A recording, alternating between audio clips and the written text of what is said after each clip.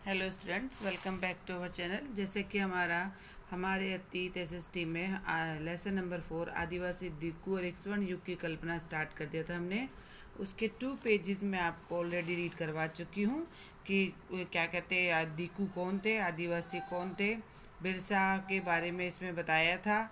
और आदिवासी किस प्रकार की खेती करते, किस प्रकार अपना जीवन यापन करते। एक तो थे झूम की खेती करने वाले, और कुछ शिकारी और संग्राहक थे। उसके बाद कुछ जानवर पालते थे। अब नेक्स्ट टॉपिक है हमारा, कुछ लोग एक जगह पर रहकर ही खेती करते थे। उन आदिवासियों के बारे में हम पढ़ेंगे। 19वीं सदी से पहले ही बहुत से जनजातीय कबीलों के स्थान पर टिककर खेती करने लगे थे। 19वीं सदी के शुरू होने से पहले ही कुछ ऐसे जनजातीय समूह या कबीले थे जो एक जगह पर टिककर खेती करने लगे थे। वे बार बार स्थान बदलने के बदले एक ही जगह खेती करते थे। उन्होंने हलों का प्रयोग करना शुरू कर दिया था। धीरे धीरे हर साल उन्होंने जमीन पर अधिकार करना भी शुरू कर दिया था। छोटा नागपुर के मुंडाओं की तरह ही अन्य कई समुदायों में जमीन पूरे कबीलों की संपत्ति होती थी। जैसे छोटा नागपुर के मुंडा समुदाय के लोगों का जमीन पर अधिकार होता था, जमीन उनकी संपत्ति होती थी। ऐसे ही कई अन्य समुदाय थे, वो भी इस तरीके से एक जगह पर स्थिर होकर रहते थे और जमीन उनकी संपत्ति होती थी। कुल के सभी सदस्य उन मूल निवासियों के वंशज माने जाते थे। जो सारे सदस्य थे वो उन्हीं के वंशज माने जाते थे, जिन्होंने सबसे पहले आकर ज़मीन की सफाई की थी। इसलिए ज़मीन पर सभी का बराबर हक होता था। इसके बावजूद अक्सर ऐसा होता था कि कुल के कुछ लोग अन्य लोगों से अधिक ताकत जुटा लेते थे। कुछ मुखिया बन जाते थे और शेष अनुयायी होते थे। मतलब कोई एक को तो वो हेड बना लेते, बाकी सब उसके फॉलोअर्स हो जाते थे। जो लोग ताकतवर होते थे स्वयं खेती न करके ज़्यादातर अपनी ज़मीन बटाई पर दे देते थे।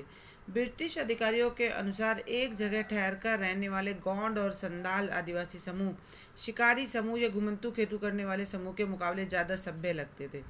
ब्रिटिश शासन के जो अधिकारी थे उनके अनुसार क्या थे, जो ये घूम घूम कर खेती करने वाले थे, जो एक जगह रुकते नहीं थे, उनकी अपेक्षा जो एक जगह ठहर कर खेती करते थे वो ज़्यादा सभ्य होते थे।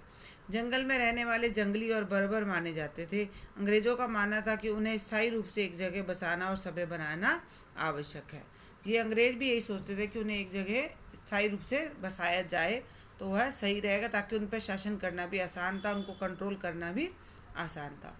औपनिवेशिक शासन से आदिवासियों के जीवन पर क्या असर पड़े। अब हम देखेंगे कि अंग्रेज़ों के आने से उनके जीवन में क्या बदलाव आए। आओ हम ब्रिटिश शासन के दौरान आदिवासियों के जीवन में आए बदलावों के बारे में जानते हैं। आदिवासी मुखियाओं का क्या हुआ। जो आदिवासी मुखिया होते थे उनका क्या हुआ। अंग्रेजों के आगमन से पहले कई इलाकों में आदिवासियों के मुखियाओं का काफ़ी महत्व होता था। उनके पास औरों से अधिक आर्थिक ताकत होती थी और उनका अपने इलाके पर पूरा नियंत्रण होता है। यानी अंग्रेजों के आने से पहले जो आदिवासी होता था उसका अपने इलाके पर पूरा दबदबा होता था और पूरा प्रभाव होता था, और उसका इलाका जो था उसके नियंत्रण में होता था। कई इलाकों में तो उनकी पुलिस भी होती थी और वे जमीन व वन प्रबंधन के स्थानीय नियम स्वयं बनाते थे। पुलिस का मतलब ये नहीं कि यूनिफॉर्म पहन के पुलिस होती थी, मतलब कुछ ऐसे रूल रेगुलेशन बना रखे थे जिनको पालन करने के लिए कुछ लोगों को निर्धारित कर रखा था। तो वे जमीन एवं वन प्रबंधन से संबंधित नियमों का पालन करवाते थे जो वे स्वयं बनाते थे। ब्रिटिश शासन के चलते आदिवासी मुखियाओं के कामकाज और अधिकारों में काफ़ी बदलाव आ गए थे।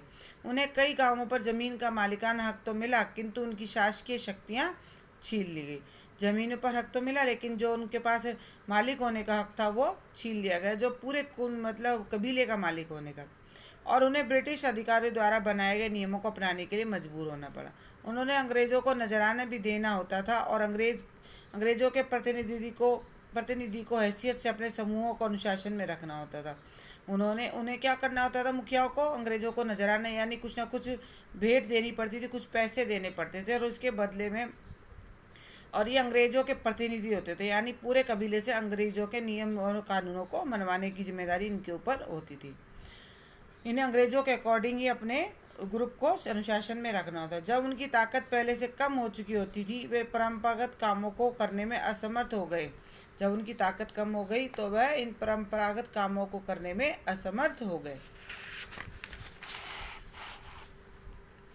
घुमंतू काश्तकारों का क्या हुआ। यानी घूम घूम कर जो जंगल से सामान इकट्ठा करते थे अपने काश्तकारी के लिए, उनका क्या हुआ। घुमंतू समूहों से अंग्रेजों को बहुत परेशानी थी। वे चाहते थे कि आदिवासियों के समूह एक ही एक ही स्थायी स्थान पर रहकर खेती करें, क्योंकि स्थायी रूप से एक जगह पर रहने वाले किसानों को आसानी से नियंत्रित किया जा सकता था। अंग्रेजों को अपने शासन के लिए आमदनी के लिए नियमित स्रोत की आवश्यकता होती थी। भाई वो चाहते थे एक जगह पर रह के खेती करेंगे तो इनसे टैक्स लेना भी आसान होगा, तो उन्हें भी तो एक नियमित आमदनी चाहिए होती थी, ताकि ऐसे उनके खर्चों के लिए भी, अंग्रेजों के लिए भी इसी प्रकार से वो अपनी आमदनी करते थे, वो आ सके। जिसके फलस्वरूप उन्होंने ज़मीन से जुड़े कुछ नियम बना लिए। उन्होंने ज़मीन को मापकर एक व्यक्ति का हिस्सा तय कर दिया। उन्होंने सबका लगान भी तय कर दिया। उन्होंने क्या किया, ज़मीनों को मापकर सबके हिस्से तय कर दिए और उस पर लगान भी फिक्स कर दिया था। उन्होंने कुछ किसानों को भूस्वामी और दूसरे कुछ को पट्टेदार घोषित कर दिया। हम पहले ही पढ़ चुके हैं कि पट्टेदार अपने भूस्वामियों का किराया चुकाते थे और भूस्वामी सरकार को लगान देते थे। ठीक है।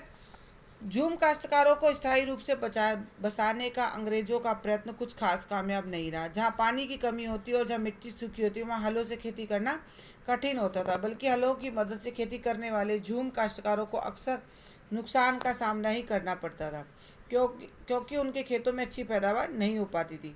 इसलिए पूर्वोत्तर राज्यों के झूम काश्तकार इस बात पर अड़े रहे कि वे परंपरागत ढंग से ही जिएंगे। व्यापक विरोध के चलते अंग्रेजों को उनकी बात माननी पड़ी और उन्होंने इन कबीलों को जंगल के कुछ हिस्सों में घूमंतु खेती करने की छूट दे दी।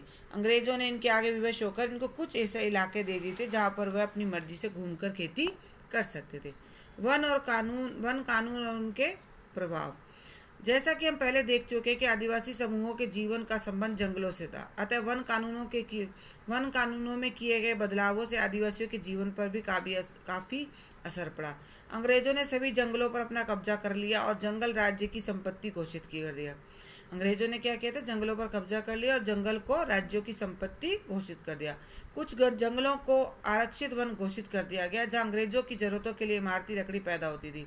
अंग्रेजों ने कुछ इलाकों को आरक्षित घोषित कर दिया जहां उनके अलावा कोई नहीं जा सकता था और वहां पर इमारती लकड़ी पैदा होती थी। इन जंगलों में लोगों को आज़ादी से घूमने, झूम खेती करने, फल एकत्रित करने या पशुओं का शिकार करने की आज्ञा नहीं थी।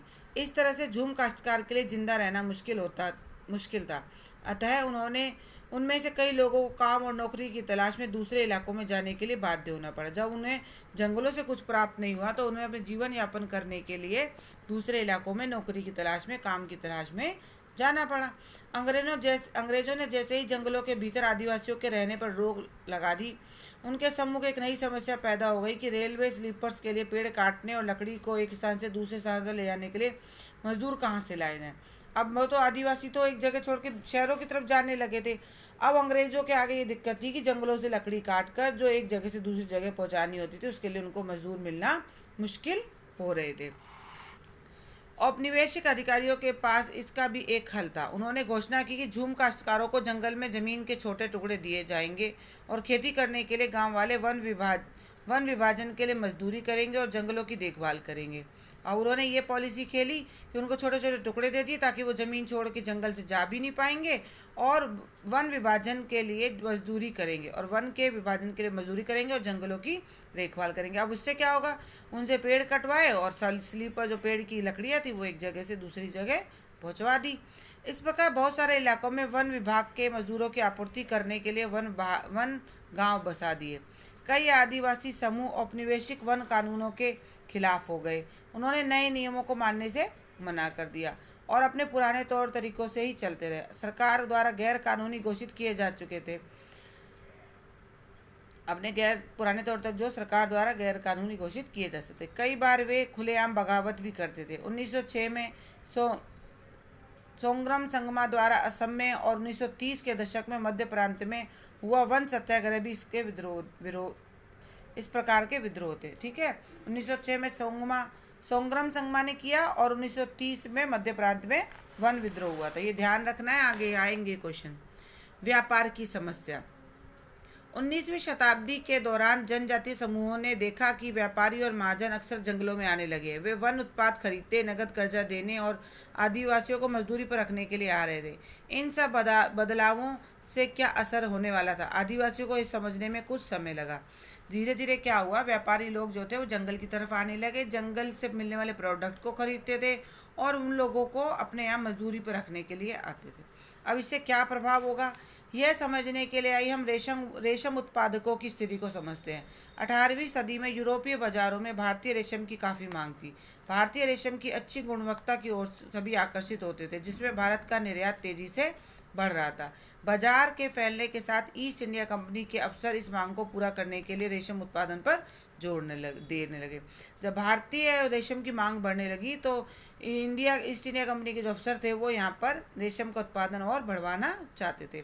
वर्तमान झारखंड में स्थित हजारीबाग के आसपास रहने वाले संथाल रेशम के कीड़े पाला करते थे। जो संथाल आदिवासी थे वो रेशम के कीड़े पाला करते थे। रेशम के व्यापारी अपने एजेंटों को भेजकर आदिवासियों को कर्ज देते थे।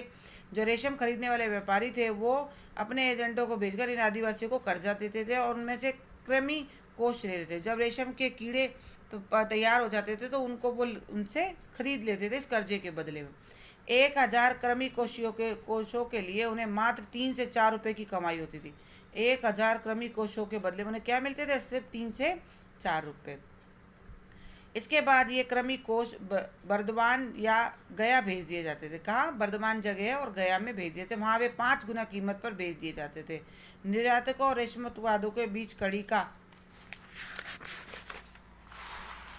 काम करने वाले बिचौलियों को काफ़ी फायदा होता था। रेशम उत्पादकों को बहुत कम फायदा मिलता था। नतीजा ये हो कि बहुत से आदिवासी समुदाय बाजार और व्यापारियों को अपना सबसे बड़ा दुश्मन समझने लगे। मतलब वो क्या करते थे? एजेंटों को बेचते थे, कर्जा देते थे, बदले में उनसे वो क्या कहते कृमि कोष खरीद लेते थे। वो कम कीमत पर इनसे खरीद के बाजार में और ऊंची कीमत पर बेच देते थे। तो बिचौलिए जो होते थे, जो इनसे खरीद के बाजार में बेचते थे, उनको अधिक मुनाफा होता था। अब आदिवासी जो थे वो समझने लगे थे कि हमसे कम कीमत पर खरीद के बाजार में अधिक मुनाफा कमा रहे हैं, तो वो उनको व्यापारियों को अपना सबसे बड़ा दुश्मन समझने लगे थे। ओके स्टूडेंट्स, काम की तलाश ये टॉपिक जो नेक्स्ट है ये हम अगली वीडियो में पढ़ेंगे। आज मैंने आपको 2 पेजेस तकरीबन करवा दिए हैं। आपने मेरे साथ साथ इस वीडियो को सुनते हुए अपने पेजेस को पढ़ना है और अंडरलाइन किए हुए वर्ड्स को खास तौर पे समझना है। इसके अलावा इन पेजेस के शॉर्ट क्वेश्चन आंसर मैं आपको सेंड करूँगी, उन्हें भी आपने अपनी फेयर नोटबुक में लिखना है। Okay, have a good day.